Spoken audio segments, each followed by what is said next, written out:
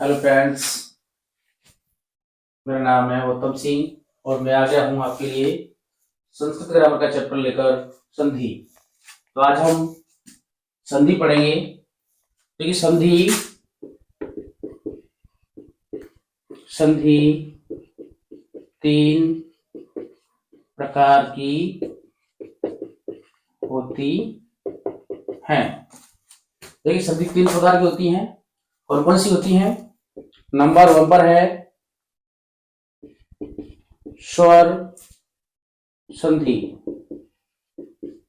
जिसको हम कहते हैं अच संधि। नंबर 2 पर है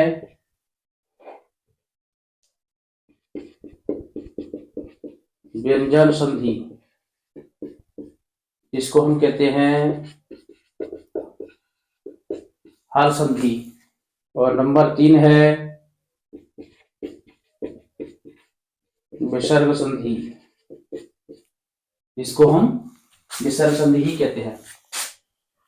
तो सबसे पहले हम पढ़ेंगे स्वर संधि के बारे में।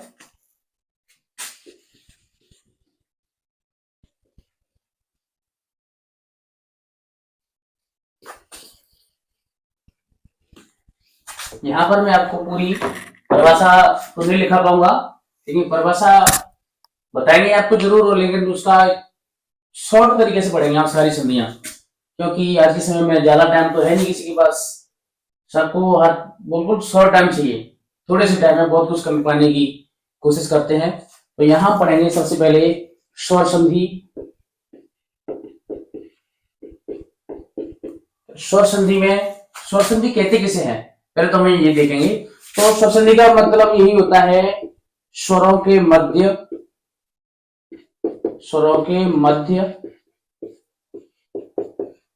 होने वाला परिवर्तन। यहां होता है, इसे कहते हैं हम स्वर संधि। जब दो या दो से अधिक स्वर मिलेंगे तो वहां पर स्वरों के मध्य जो भी परिवर्तन होता है, जो विकार उत्पन्न होता है, उसे हम कहते हैं स्वर संधि। स्वर संधि में सबसे पहले हम पढ़ेंगे नंबर 1 पर दीर्घ संधि। देखिए दीर्घ संधि किसे कहते हैं? दीर्घ संधि कहते हैं कि जब पहला पद और दूसरा पद, तो पहले पद के अंत में छोटा आ, बड़ा आ, छोटी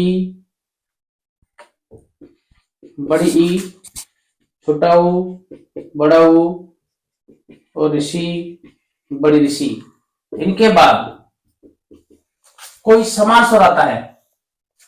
जैसे यहां पर अ और आ, यहां पर ई और ई, ओ और ऊ और ऋषि और री, ये दोनों आ जाते हैं। तो यहां पर जो होगा वह बड़ा आ हो जाएगा, यहां पर बड़ी ई दीर्घ ई हो जाएगी, यहां दीर्घ ऊ हो जाएगा और यहां दीर्घ री हो जाएगी। यही होती है हमारी दीर्घ संधि। अब इसका मतलब होता है कि अगर प्रथम पद के अंत में आ जाता है और द्वितीय पद के प्रारंभ में छोटा अ ये भी आ जाता है, तो इन दोनों को मिलाने से बड़ा आ हो जाता है। और अगर यहाँ पर आ जाता है आ, बड़ा आ जाता है, और इधर भी बड़ा आ जाता है, तब भी बड़ा आ होगा। और यदि यहाँ पर छोटा अ आता है और यहाँ पर बड़ा आ जाता है, तब भी बड़ा आ होगा। इसी प्रकार से सभी होंगे। यहाँ पर ई आ जाए, यहाँ पर छोटी आ जाए तब भी बड़ी होगी, और बड़ी आ जाए तब भी बड़ी ई होगी। इधर छोटा ऊ आ जाए तो यहाँ पर बड़ा ऊ आ जाए इधर, तो भी वह बड़ा ऊ होगा। ठीक है, जैसे हम देखते हैं अब एग्जाम्पल मैं आपको बिल्कुल दूंगा बिल्कुल सरल तरीके से, ताकि छोटे छोटे बच्चे भी समझ सके इसको। जैसे कक्षा 6 क्लास है, 7th है, 8th है, 9th है, 10th है, 11th 12th, जो भी क्लास वाले हैं या रीड वाले हैं, वो भी इसकी सहायता से आप लोग छोटे स्तर में पढ़ करके बड़े स्तर की संधियों को खुद भी समझ सकते हैं। तो उसी हिसाब से हम देखेंगे। यहाँ जैसे हम यहाँ लिखते हैं पहले हिमालय ले लिया। अब हम क्या करना है कि हिमालय का विच्छेद कैसे होगा, तो हम यहाँ क्या करेंगे, सबसे पहले हम देखेंगे स्वर, क्योंकि स्वर संधि पढ़ रहे हैं। स्वर देखेंगे, यहाँ पर आ स्वर दे रखा है। अब आ स्वर दे रखा है तो हम क्या करें, इसका विच्छेद करेंगे, तो हमें आ बनाना है बड़ा आ। तो बड़ा आ कब बनेगा, बड़ा देखिए तब बनेगा जब इधर पहले पद के अंत में, यहाँ पर हमारा पहला पद है और यहाँ पर हमारा द्वितीय पद है, दूसरा पद है, जिसको हम उत्तर पद भी बोल सकते हैं। तो यहाँ पर हम क्या करेंगे, छोटा अ होना चाहिए और यहाँ पर भी इन दोनों में छोटा अ या बड़ा अ इधर होना चाहिए और इधर भी छोटा अ या बड़ा अ होना चाहिए। अब हम क्या करते हैं, अब हम पर संधि करना नहीं आता है तो हम क्या करेंगे, हम यहाँ लेते हैं पहले हेम और इधर हम कर देते हैं अ लेकर देखते हैं, और इधर भी ले रहे हैं और इधर भी अ ले रहे हैं। हम यहाँ क्या करेंगे, अब यहाँ लग देंगे हम अलय। अब हमने ले लिया ये हेम प्लस अलय ले लिया, क्योंकि हम तो जानते हैं विच्छेद करते कैसे हैं।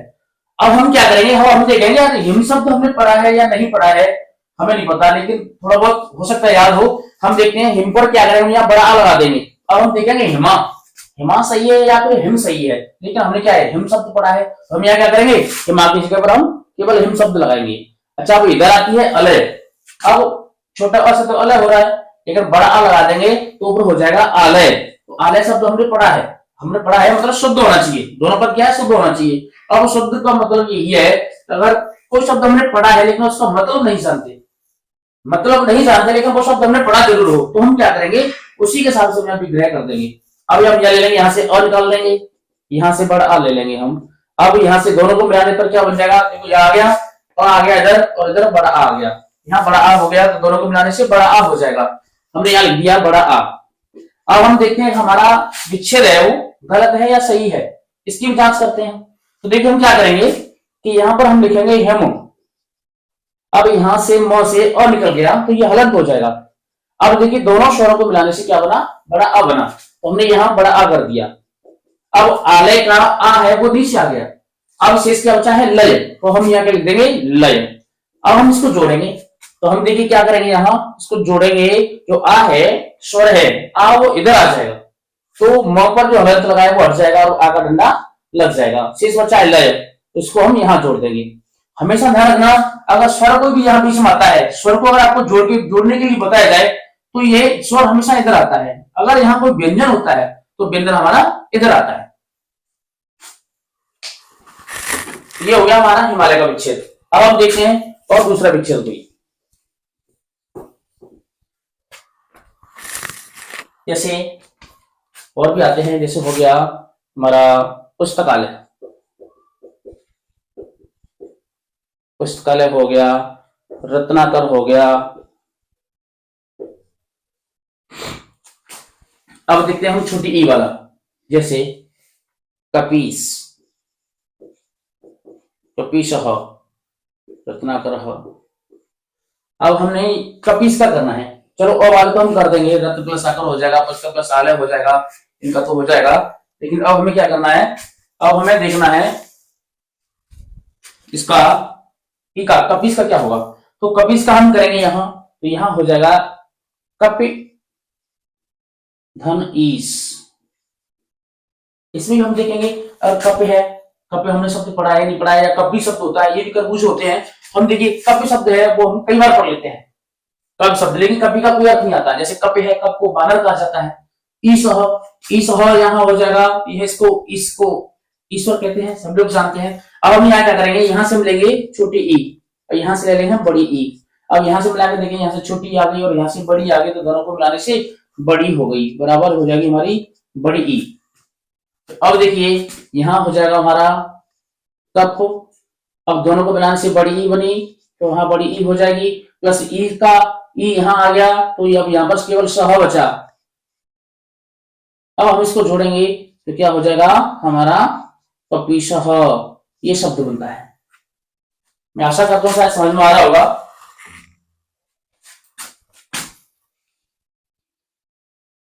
अब देखते हैं हम आगे, और जैसे ऊ वाला, जैसा आता है बधूत्सव, बधूत्सव, तो इसका विच्छेद हम कैसे करेंगे कि बधू प्लस उत्सव, यहां से हम निकालेंगे बड़ा ऊ, यहां से निकालेंगे छोटा ऊ, बराबर हो जाएगा बड़ा ऊ। अब यहां हम कर देंगे बध प्लस बड़ा ऊ प्लस उत्सव। अब हम इसको जोड़ेंगे, ये हमारा हो जाएगा बधूत्सव। ठीक है, इस तरीका से हम इस संधियों को याद करेंगे। बिल्कुल सिंपल तरीका है, शॉर्ट ट्रिक है, आपको परवाह से याद करने की जरूरत नहीं है। बस हमें ये देखना है यहाँ पर छोटा बड़ा, छोटी बड़ी, छोटा बड़ा लिख लेना है। यहाँ से हमें इनको याद कर लेना है। तो दोनों, लेकिन स्वर है वो हमेशा समान होना चाहिए। ऐसा नहीं होना चाहिए कि इधर अ आ गया, इधर ई आ गई, तो ऐसे नहीं होगा। ये इस दीर्घ संधि के अंदर नहीं होता है। दीर्घ का मतलब ही होता है बड़ा। तो बड़ा तभी होगा जब दोनों समान स्वर आएंगे। हाँ, छोटा बड़ा हो सकता है, जैसे छोटा इधर आ जाए, इधर बड़ा आ जाए, या इधर बड़ा आ जाए, इधर छोटा आ जाए, तो इन दोनों को मिलाने से हमेशा बड़ा होगा। ये इतना हो सकता है, लेकिन ऐसा नहीं है कि इस अ के साथ में बाकी का कोई स्वर ले लें, नहीं, ऐसे नहीं ले सकते। ये हो गया बधुत्सव। ये आपको समझ में आ गया होगा। समझ में नहीं आ रहा है, कोई भी समस्या आती है या कोई और कुछ तरीका आपको अपनाना यहाँ पर बताना है कि सर इस तरीका से आप पढ़ाइए, तो आप इस वीडियो की लाइव में सॉरी कमेंट में लिख करके बता सकते हैं। अगली संधि है हमारी, इसका आता है पितृण।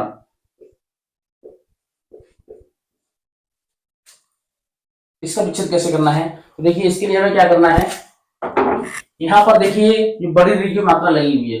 बहुत सारे लोग कहते हैं सर बड़ी री की मात्रा तो कैसे होती है? जैसे हमने आपको इस तरीका से पढ़ लिया होगा, खूब पढ़ा है।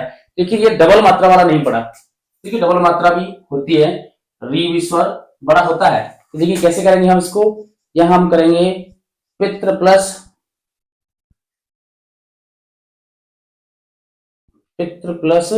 ऋण। यहां से हम निकालेंगे ऋषि, यहां से निकाल लेंगे ऋषि, बराबर बन जाएगी हमारी बड़ी ऋषि। और यहाँ पर हो जाएगा हमारा पितृ प्लस ऋषि प्लस ऋण। अब हम इसको जोड़ेंगे तो ये हो जाएगा हमारा पितृण। दोस्तों मैं ऐसा करता हूं कि हमारी दीर्घ संधि आपकी समझ में आ गई होगी।